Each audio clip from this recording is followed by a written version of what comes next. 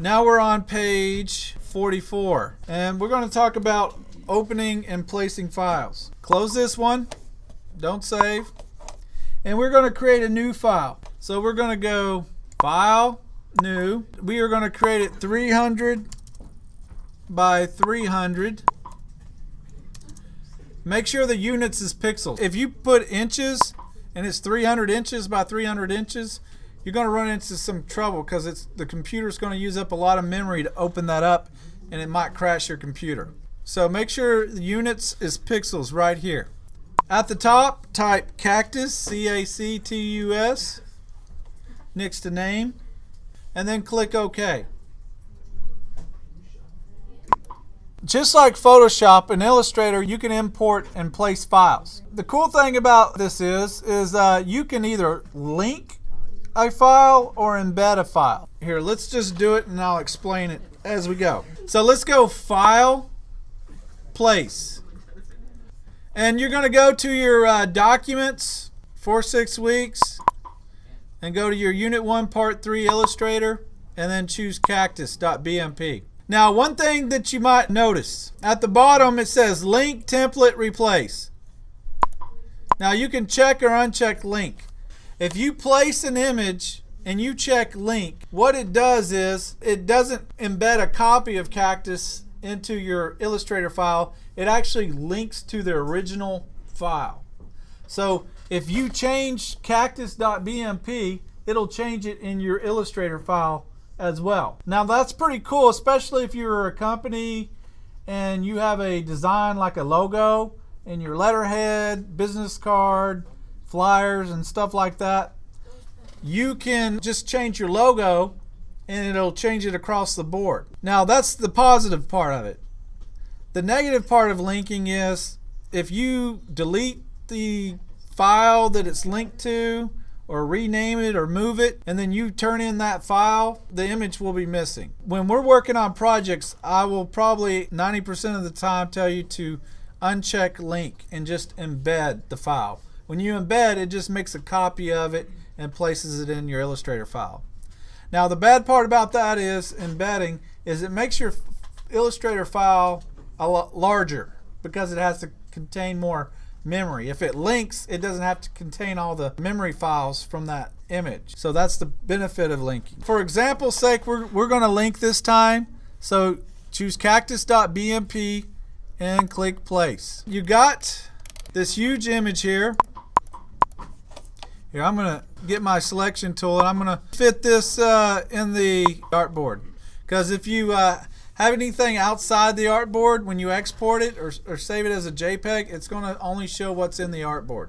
Okay, we just placed the cactus file into our document. We resized it to fit in the artboard. Note that this has a blue X across the middle. The X across the middle just means that that's a linked file. That's the software's way of telling you this file is linked.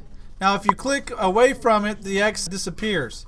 But when you roll over it, it turns back up. If the file is embedded, it's included in the Illustrator file, which makes the file much larger. But if it's linked to the Illustrator file, then the file will be much smaller. If you got an image that is linked, you can actually change it to an embedded file. Let me show you how. Because sometimes you might accidentally link it and you meant to embed. So there's two ways. You can either go to the top left right here where it says linked file and click on that, or you can go Window, Links. There's options. You got relink, like if a link is broken, go to link, it'll open it in Finder. Update link, like if you updated the file Cactus while you had this open, you could hit this and it'll refresh it. Or edit original, you could open up the original file. Now if you click this right here, click this button at the top menu, top right, and choose embed image, that changes, and now the X across the center goes away. And basically it just made a copy of Cactus and put it in there instead of linking it. When you turn in future assignments, I do not want any linked files, because in order for it to work, you would have to turn in the original image as well. So we're going to embed all images on projects. But I just wanted to spend a little extra time explaining that. So that is it for activity 1. What I want you to do is go File, and we're going to save this for a web. This is how you export images once you're done in Illustrator. Just like Photoshop, you always want to keep the original file that has all the layers. And then when you want to export it to a usable format, File, and we'll go Save for Web. Under Name, choose JPEG Low. JPEG Low. We don't need it to be a big quality one. And then click Save. Now, what I want you to do is you're going to go to your Documents folder. Go to 4-6 weeks. You might have to click on this arrow right here to go up and down to expand your menu. And you're going to create a new folder. This is the folder that you're going to turn in when we're done doing these activities together. So you're going to click the New Folder button right there. And you're going to click on New Folder.